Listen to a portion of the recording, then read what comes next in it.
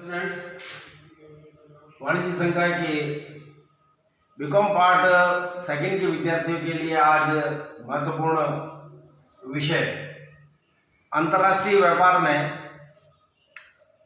भुगतान की प्रक्रिया को लेकर के एक बहुत बड़ी समस्या रहती है। जैसा कि आप अंतर्राष्ट्रीय व्यापार दो या दो से अधिक देशों के मध्य आयातक और निर्यातक अलग अलग देशों में रहते हैं। ऐसी स्थिति में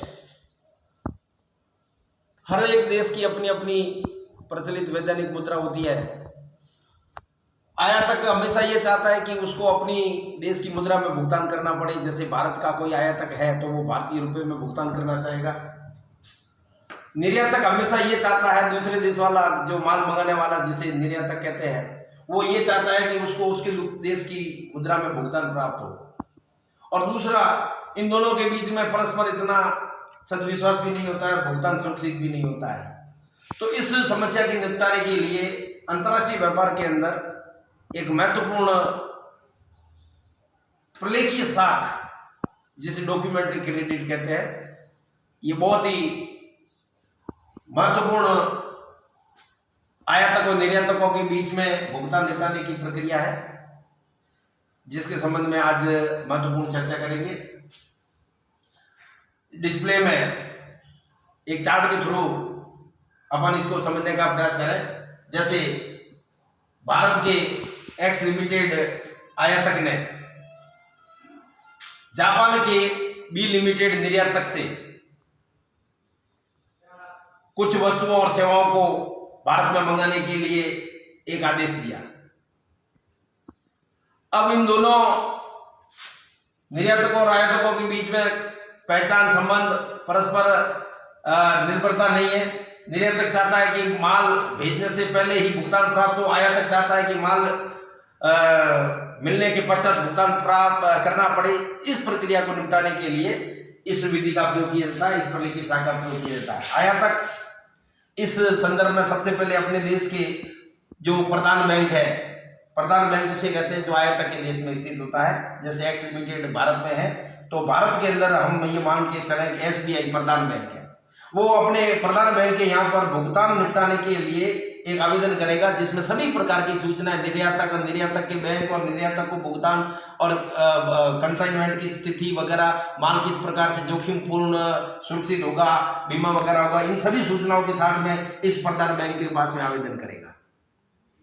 प्रधान बैंक इसकी जांच करके और आयातक के बारे में गारंटी प्राप्त करते हुए इस प्रधान बैंक के द्वारा हम ये मानते हैं कि बाई लिमिटेड जो कि निर्यातक के रूप में है, जापान में रहता है, वो इस निर्यातक को एक सूचना भेजेगा कि आपके खाते में प्रलेखीय साख जारी करने की प्रक्रिया है और आप भारत के एक्स लिमिटेड के लिए जो माल संप्रेषण है उसकी तैयारी करें, भुगतान भी आपको होगा।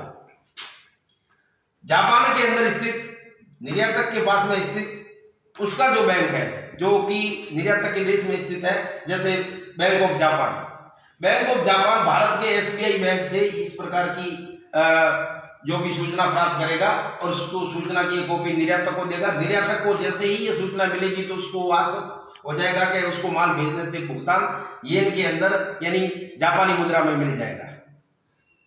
निर्यातक इस बीच में माल को संप्रेषण से कराने के लिए जहाजिबिलिटी है, माल के कंसाइनमेंट के लेटर है, बीजक है और अन्य प्रकार के ई प्रपत्र तैयार करता है, जहाजिबिलिटी वगैरह और GRT वगैरह भी करवाता है। और ये सब माल के संप्रेषण से कागज तैयार करवा करके, माल को लोड करवा करके और जहाजिबिलिटी वगैरह लेकर के और प्रतिनिधि बैंक के पास में आता है कि आपकी सूचना के आधार पर मैंने ये सारा संप्रेषण कर दिया है, माल रवाना कर दिया है भारत के लिए और ये मेरे सारे डॉक्यूमेंट है।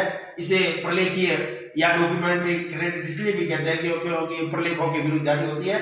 अब ये BOG उन प्रलेखों की जांच करके जितना बीजक है और जितना मूल्य कंसाइनमेंट का है उतना भुगतान बाई लिमिटेड को येन के अंदर बैंक ऑफ जापान के द्वारा कर दिया जाएगा। निर्यातक को अपनी मुद्रा के अपनी देश की मुद्रा में भुगतान प्राप्त हो गया और वह माल के संप्रेषण के साथ ही भुगतान प्राप्त हो गया। प्रतिनिधि बैंक इन समस्त कागजातों को फिर SBI के पास में भेजेगा। SBI आयातक को सूचित करेगा कि आपका माल कंसाइनमेंट आने वाला है और आपके ये डॉक्यूमेंट है, इसको आप छोड़ाइए। इस प्रकार ये एसबीआई बैंक जो है वो आयातक के बिल्टी और ये सब डॉक्यूमेंट देगा और आयातक को अपने देश की मुद्रा यानी भारत के अंदर अगर स्थित है तो वह रुपए के अंदर भुगतान करेगा। इस प्रकार इन दोनों के बीच में भुगतान निपट जाएगा और प्रत्येक को अपने अपने देश की मुद्रा में भुगतान मिल जाएगा और अंतिम रूप से इन दोनों बैंकों के बीच में भुगतान का निपटारा या समायोजन कर लिया जाएगा उचित कमीशन के माध्यम से।